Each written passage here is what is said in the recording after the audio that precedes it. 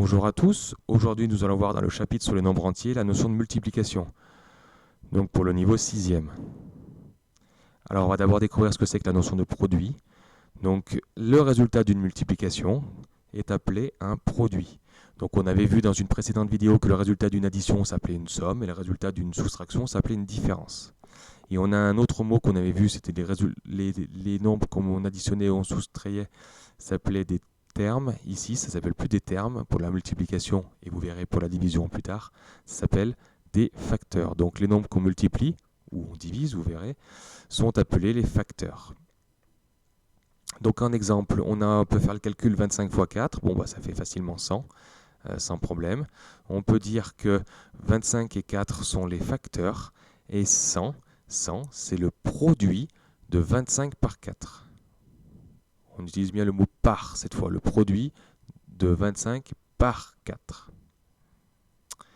Alors, on va essayer de poser une multiplication en colonne. Donc, on va faire plusieurs exemples.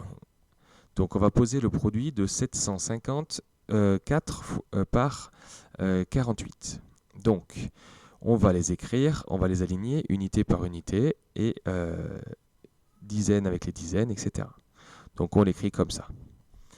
Donc la première chose qu'on va faire, c'est repérer le chiffre des unités. On va commencer par les unités donc, du nombre du bas et qu'on va multiplier par tout le nombre du haut. Donc c'est-à-dire que dans la première ligne, on va devoir effectuer 8 fois 754. Donc pour faire ça, on va commencer par distribuer ce 8 à chacun des nombres en commençant par les unités. Donc on va commencer par faire 8 fois 4. Donc 8 fois 4 qui fait 32, donc j'écris 2 et je retiens 3. Je le mets sur le côté. Ensuite, je fais 8 fois 5 qui fait 40, mais je retiens les 3 que j'avais retenus, donc ça fait 43. Donc j'écris 3, et cette fois, j'efface ma retenue et je remplace par 4. Ensuite, je fais 8 fois 7 qui fait 56. 56 plus les 4, ça fait 60.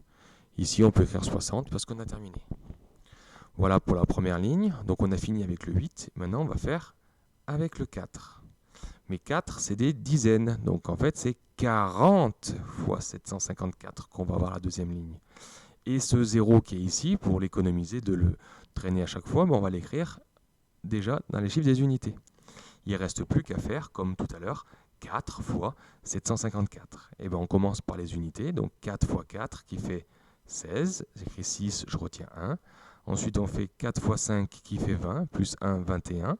Donc j'écris 1 et je retiens 2, et 4 fois 7 qui fait 28, et on retient 2 qui fait 30. Ces deux résultats qu'on a décomposés, en fait on a décomposé 48 en 40 plus 8, maintenant il n'y a plus qu'à faire la somme, des deux résultats qu'on a obtenus pour trouver le total. 2 plus 0 qui fait 2, 3 et 6 qui fait 9, 0 et 1 qui fait 1, 6 plus 0, 6 et 3. Voilà le résultat. Donc le résultat de ce produit, c'est 36 192. Alors on peut le faire autrement, on peut en faire une autre. Donc 67 par 1849.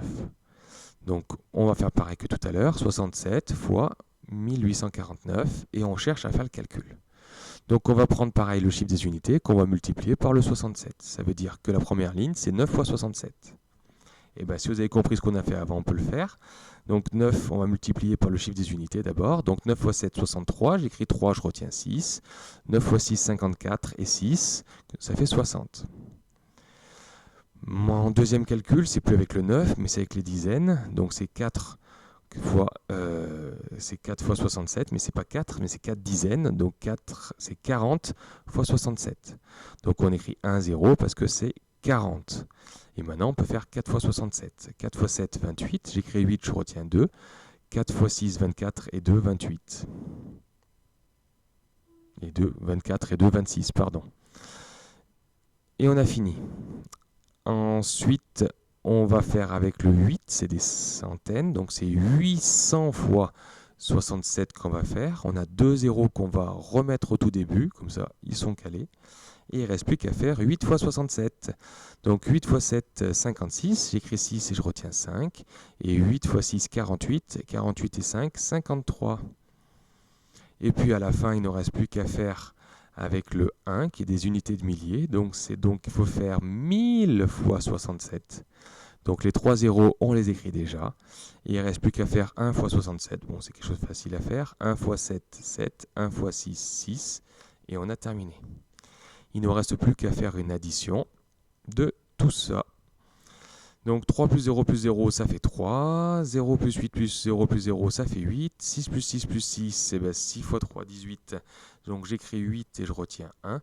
1 plus 2, 3. 3 plus 3, 6. Et 6 plus 7, 13. J'écris 3, je retiens 1. 1 plus 5, 6. Et 6 et 6, 12. J'écris 2 et je retiens 1. Je crée donc des centaines de mille et 1. Ça fait donc 123 883. Alors ce dernier calcul, il me paraît long, il y a 4 lignes. On peut peut-être le faire autrement. On peut modifier l'ordre des facteurs d'un produit. C'est-à-dire que si vous faites 3 fois 4 ou 4 fois 3, bah c'est la même chose. Donc pareil pour la multiplication qu'on a fait précédemment. Donc 67 fois 1849 qu'on a posé, on peut aussi faire 1849 fois 67. Vous allez voir la différence. Alors si vous vous souvenez tout à l'heure, on a fait comme ça nous faisait 4 lignes, alors que si on le fait dans l'autre sens, donc je ne l'ai pas détaillé, il n'y a plus que 2 lignes. Donc il y a autant d'opérations à faire, bien sûr, parce que vous avez 8 multiplications à faire, mais elles se font sur 2 lignes, alors que l'autre c'est sur 4 lignes. Donc il est conseillé d'écrire le nombre qui a le plus de chiffres en haut, quand on fait une multiplication, et le nombre qui a le moins de chiffres en bas. C'est juste un conseil. Après, on trouve le même résultat, il n'y a pas de problème, mais on a un petit gain de place pour la deuxième méthode.